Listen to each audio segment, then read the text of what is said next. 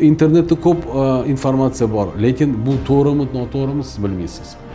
Ko'pincha mana internetda ayrim ma'lumotlar bo'ladi, ular ham endi nima desam bo'ladi, искаженный deyiladi, to'liq ma'lumot berilmaydi. Mana bu holatda siz как mutaxassis bo'lmasangiz, siz bilmay qolasiz. Biz bilib turibmiz, biz o'qiyapmiz-da, rost ekan ma'lumot beriladi, lekin cho'ta nima desam bo'ladi, uni isboti yo'qligiga o'xshayapti. Buni bo'ldi, uni tatbiq qilish kerak emas. Ko'pchilik mana savol beradi, doktor bilan gaplashadi, keyin chiqadi, ChatGPT ga savol beradi, shu savollar. Keyin aytadi, "O'xti, doktor aytgan gaplari to'g'ri kelyapgan bo'lsa, demak bu aqlli doktor." Bu gap ketdi, bu sistema bo'lib qoldi. Doktorni ishini tekshirib, to'g'rimi yo'q.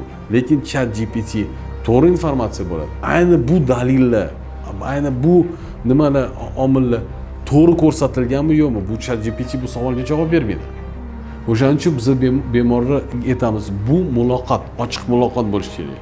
Nimaga deganda, chunki doktor o'sha ChatGPT da yozilmagan belgilarni bilib oladi. ChatGPT yozilmagan narsalar bemor nima qilsa bo'ladi? Muloqotda bo'lsa bo'ladi. Oddiy misol, ChatGPT ga masalan to'liq tashxis qo'yish uchun yoki davo taktika tanlash uchun 200 ta savol qo'yishingiz kerak.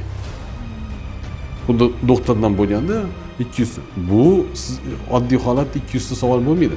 Bitta ikkita savol beriladi, shundan davom etiladi. Bu ko'p subyektiv omillarga bog'liq-da. Misol uchun yozsangiz bosh og'riq yoki oshqozonda og'riq bor. U savol qo'ysangiz 200 ta javob beradi. Siz yana aytasiz, ertalab og'riyapti. U noto'g'ri уже informatsiya berib qolganingizdan keyin уже noto'g'ri qidiruv bo'ladi. Qidirgandan keyin ma'lumot beradi. Bu demak 12 barmoqli yara kasalligi. Balki bu boshlang'ich rak kasalligi boshlang'ich belgilari. Afsus, keyin 4-bosqich boshlangandan keyin, rivojlangandan keyin keladi doktor yoniga aytadi. Doktor, nimaga unaqa hech qayerda bezovta qilmayotdi? Endi biz doktor bo'lib bilib turibmiz, endi aytmaymiz, siz boring, uncha ChatGPT dan davo oling deb ayta olmaymiz. Bu holatda aytamiz, oltin vaqt yo'qotgansiz.